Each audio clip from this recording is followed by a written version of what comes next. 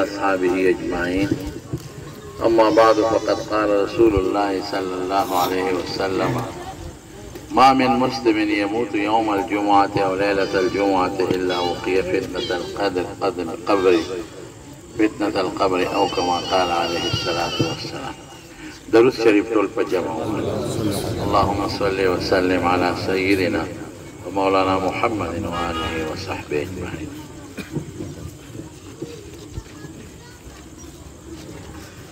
تما عزتمن درونو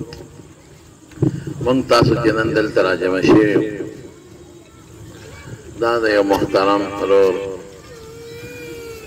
زمونږ د افتخار حاجي صاحب او د کریم حاجي صاحب د ورورو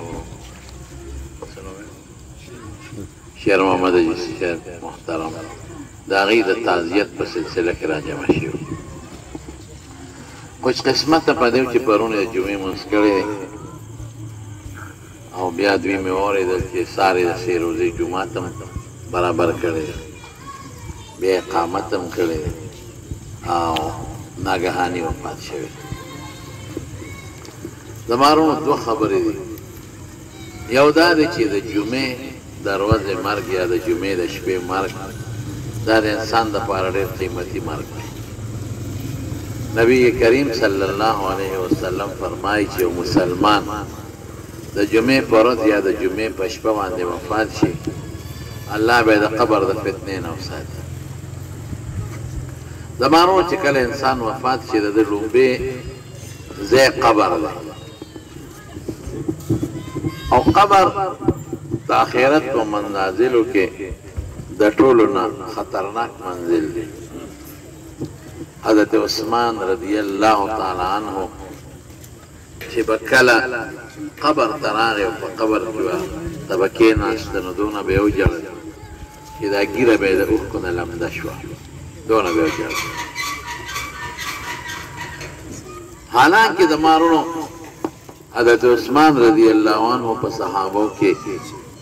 یو جلیل القدر صحابي تیر شوی او د رسول الله صلی الله علیه وسلم په ملګرو کې دریم خلیفه تیر شوی او د حضور پاک مبارک یو لور پې واده وه چې هغه وفات شوه نو بیا دویمه لور ورپه نکاح کړه. چې هغه دویمه یې وفات شوه نو حضور پاک وفرمایل وی که زما دریمه لور وې او به مې عثمان ته به واده کړی وه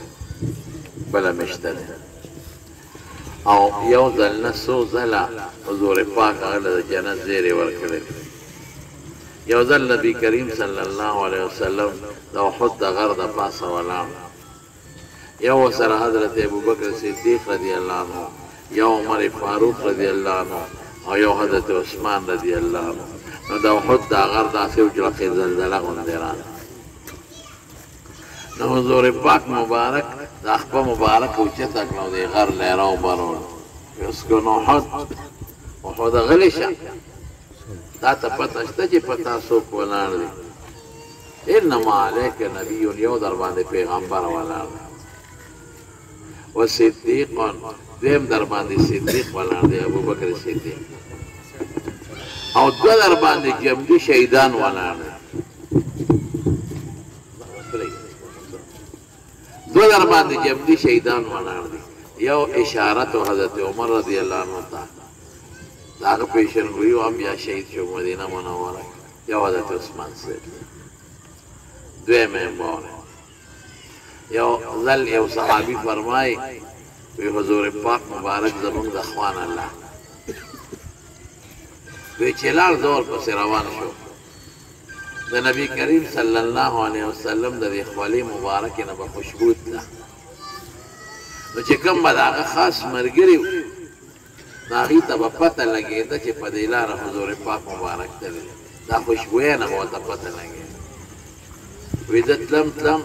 وی ما ته پته ولګېده چې حضور پاک مبارک یو باغ دی هغې ته ننوتم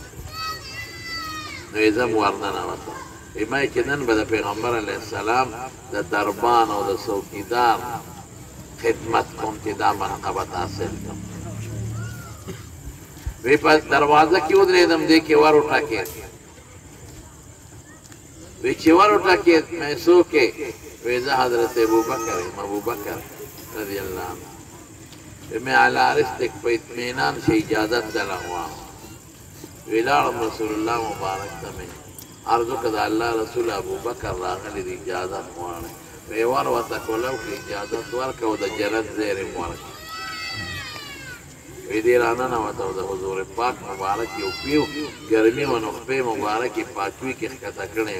ابو بکر صدیق رضی اللہ عنہ ادوی کی خاڑا کی کیناس او خبی خکتا ویلک سات زیادہ باغ دا دروازه وڑا بیدا باغونو نباغی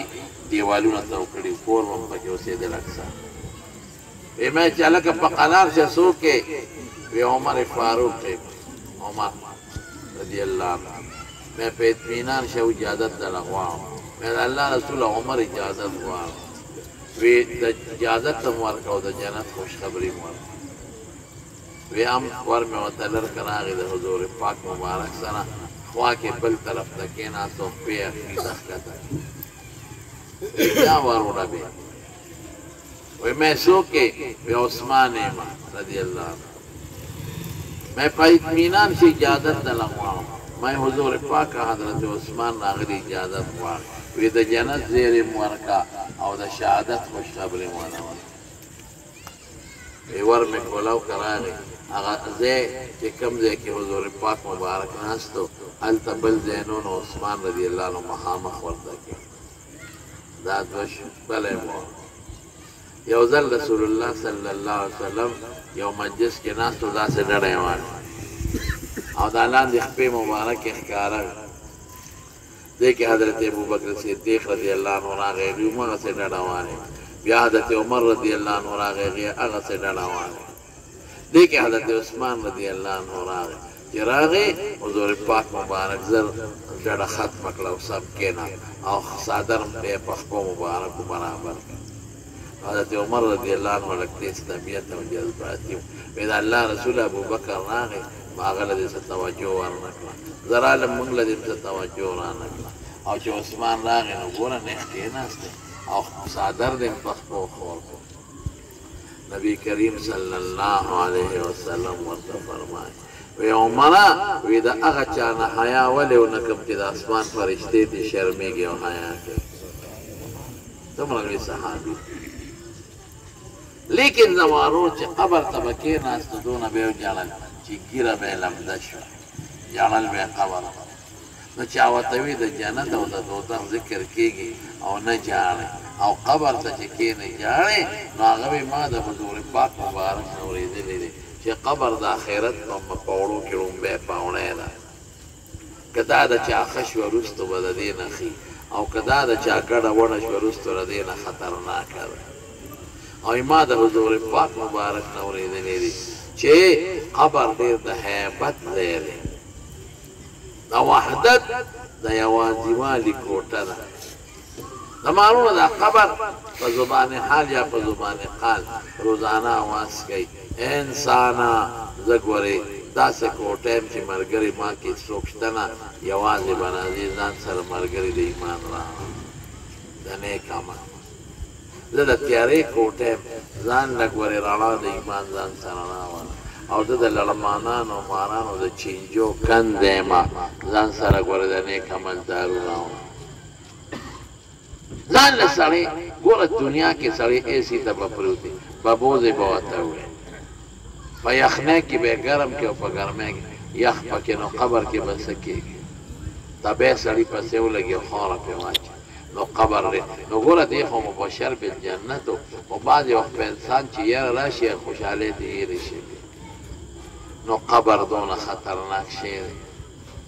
حضور پاک مبارک فرمائی یہ قبر اما روضت من ریاض الجنہ دا جنت باخچو باخچلا اما حفرت من حفر النیران یا دا جہنم دا کند و نکند نو قبر خطرناک شیر پا دمال سلیل پا قبر کی او یا ماران دی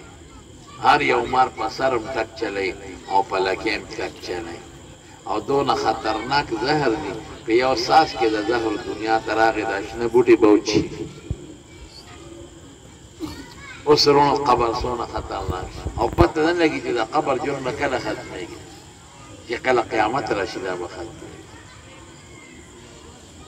نو چې کوم انسان له خدای د جمعې ورځ ورکړی یا د جمعې شپه د جمعې شپه د زیارت په ورځ باندې د ماښام نه شروع کېږي او د جمعې ورځ د زیارت د جمعې په ورځ ماښام پاک سره ختمېږي دا له خدای جمعه ورکړه چې جمعه خدای پاک چاله ورکړه نو د قبر د فتنې نه حضور پاک فرمایي محفوظ شو عذاب یوازې نه ګورې فتنه لفظ یې ویلی عذاب نه هم بچ شو سوال جواب کې به هم د یېرېږي نه اب هم ټیک کړي او د تیارو او د هر قسمه تکلیفونو نه خدای دې بچ کړي نو دا څومره خوش قسمته نیک سړی که نه انسان نو خدای پاک وله دا